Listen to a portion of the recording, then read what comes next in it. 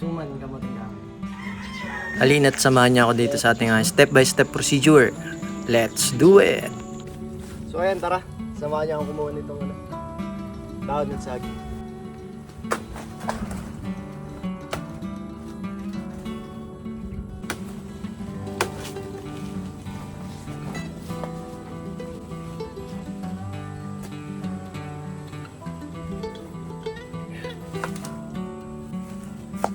Tara, okay na to.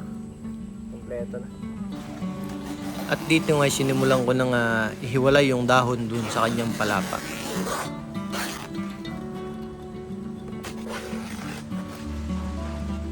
At dito nga akin nang binilog ang dahon upang hindi masira.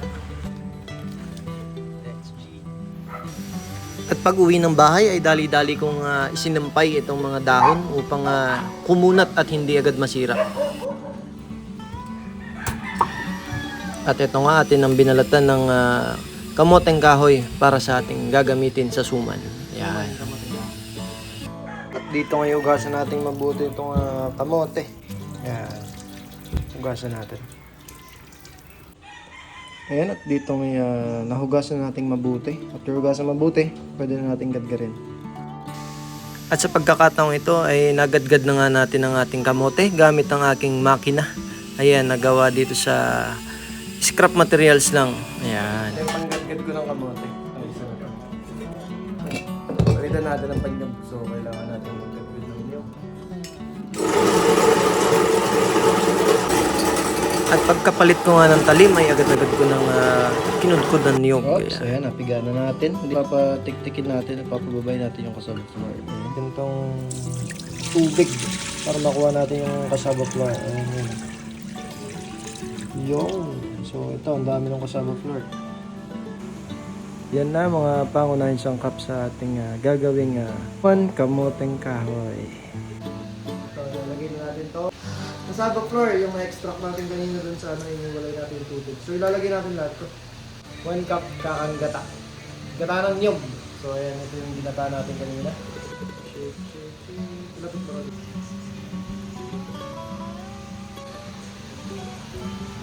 Evaporated milk. So,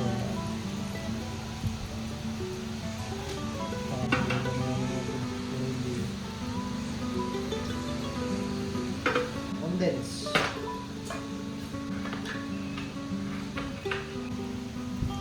Sarap nito.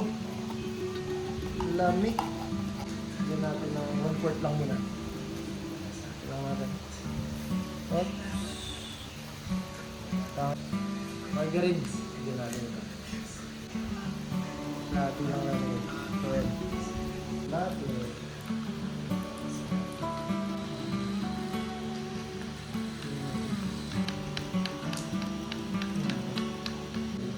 Mix it well.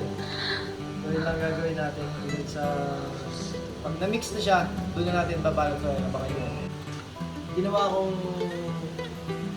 kalahating kilo itong asukal kasi dahil 2 kilo itong ating 2 kilo itong kamote natin. Grated yun and then lalagyan natin ng itlog. Yung kailangan hindi sobrang matubig or hindi malabnaw. Kailangan medyo sakto lang yung niya, yung timpla para hindi tutulo pag ibinalot natin. So ayan, ito na yung ating dahon. Pag kaya rin punasan, kailangan malinis. Punasan yung dahon. Kumuha na tayo ng tamang dami kung gano'n karami yung gusto natin gawin. So ako yung takal ko, 2 kutsara lang sa isang dahon. Ayan na siya. Ikot mo lang. Ikot. Tupi.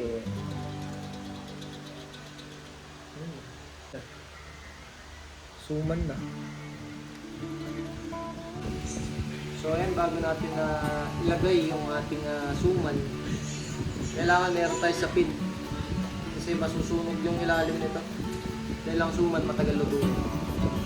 So ayan, kailangan medyo makapal yung sa pin. At agad ko na nga nilagyan ng tubig upang maluto at maisalang na ang ating suman. Ayan.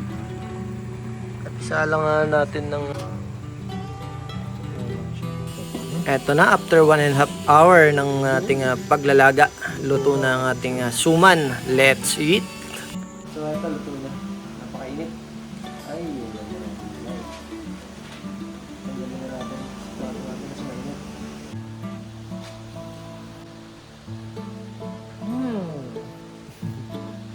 Lami. Ayan, at kung may natutunan ka at nag-enjoy ka sa ating video, so please subscribe to my channel, Purong Pinoy, at para palagi kang updated sa ating mga video, pa-click mo na rin ang notification bell and i-like na rin. Maraming salamat po sa inyo lahat. Hanggang sa muli, Purong Pinoy.